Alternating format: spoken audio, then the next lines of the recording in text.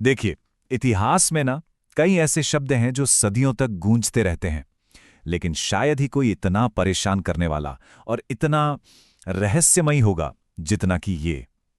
एक इंसान सूली पर अपनी आखिरी सांसें लेते हुए एक ऐसा सवाल पूछता है जो आज भी हमें गहराई से सोचने पर मजबूर कर देता है। और ये कोई कहानी या कोई कहावत नहीं है, ये एक ऐतिहासिक रिकॉर्ड है। एक इंसान की असली कच्ची पुकार, जो सार्वजनिक अपमान और पीड़ा के आखिरी लम्हों में थी। और यही पुकार हमारे आज के विश्लेषण के बिल्कुल केंद्र में है। तो सवाल ये उठता है कि ये था क्या? क्या ये बस एक आखिरी हताश चीख थी या फिर कुछ और था? कुछ ऐसा जो उस दिन वहां खड़ी भीड़ को बिल्कुल भी समझ नहीं आया। चलिए इस रहस्य से पर्दा उठाते हैं। अच्छा, इस पुकार की गहराई को समझने के लिए ना हमें उस दिन को, उस माहौल को महसूस करना होगा कि आखिर चल क्या रहा था। तो सोचिए, सुबह के 9 बजे हैं, क्रूसिफिक्शन शुरू हो चुका है। लेकिन फिर दोपहर होते होते कुछ बहुत ही असाधारण होता है। एक गहरा अप्राकृतिक अंधेरा, मतलब ऐसा अंधेरा जो नॉर्मल नहीं था, वो पूरे देश पर छा गया। और ये 3 घंटे तक रहा। ये एक तरह का कॉस्मिक साइन था कि जो हो रहा है वो कोई आम सजाए मौत नहीं है। और यहीं से ये पूरा मामला और भी गहरा हो जाता है। पता है क्यों? क्योंकि ये पुकार सिर्फ उस पल की निराशा की नहीं थी। इसके पीछे एक बहुत पुरानी भविष्यवाणी थी। बस इसी एक बात से सब कुछ बदल जाता है। देखिए, यीशु बस यूं ही नहीं चिल्ला रहे थे। वो असल में एक बहुत पुरानी यहूदी प्रार्थना, भजन संहिता 22, उसकी पहली लाइन कह रहे थे। और ये भजन उनके सूली पर चढ़ने से सैकड़ों साल पहले लिखा गया था। तो ये सिर्फ एक चीख नहीं थी, ये एक ऐलान था। और जब कोई इस भजन को पढ़ता है ना, तो सच में रोंगटे खड़े हो जाते हैं। उसमें लिखा है कि कैसे हाथों और पैरों में कीलें ठोकी जाएंगी, कैसे सैनिक कपड़ों के लिए पासा फेंकेंगे और भीड़ कैसे ताने मारेगी। मतलब जो कुछ भी उस दिन हो रहा था, वो सब कुछ सैकड़ों साल पहले उस भजन में लिखा हुआ था। ठीक है, भविष्यवाणी तो थी, लेकिन इसका धार्मिक मतलब क्या था? मतलब जब वो सब कुछ जानते थे तो उन्होंने ठीक यही शब्द क्यों चुने? तो छोड़ दिए जाने का मतलब क्या था? जरा सोचिए। किसी के साथ एक ऐसा रिश्ता है जो कभी नहीं टूट सकता, और फिर अचानक उस रिश्ते पर दुनिया की हर बुराई का, हर पाप का बोझा पड़ता है। धार्मिक नजरिए से देखें तो ये वो एक पल था, पहला और आखिरी पल, जब उन्होंने परमेश्वर से एक आध्यात्मिक दूरी महसूस की। हम सब सूली पर चढ़ने के जो फिजिकल पीड़ा है, उसकी कल्पना तो कर सकते हैं। वो कीलें, वो दम घुटना। लेकिन जो धर्मशास्त्री हैं, वो कहते हैं कि सबसे भयानक पीड़ा वो नहीं थी।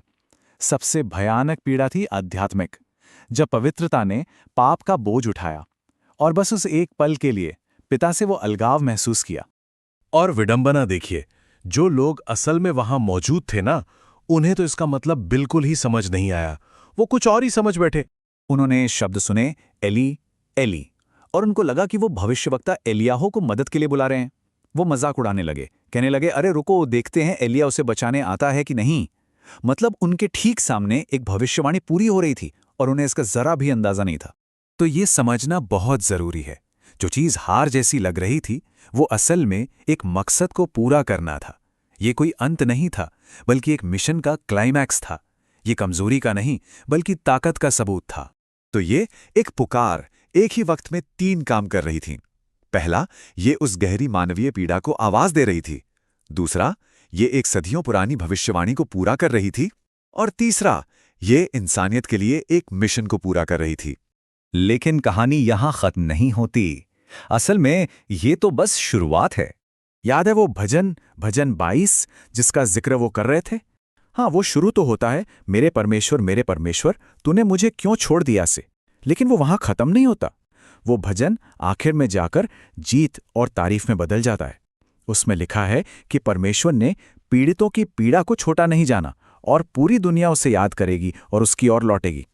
मतलब वो शुरुआत की लाइन बोल रहे थे, ये जानते हुए कि कहानी का अंत क्या होने वाला है। तो सवाल ये है कि इन सब बातों का आज क्या मतलब है? ये क्यों मायने रखती हैं?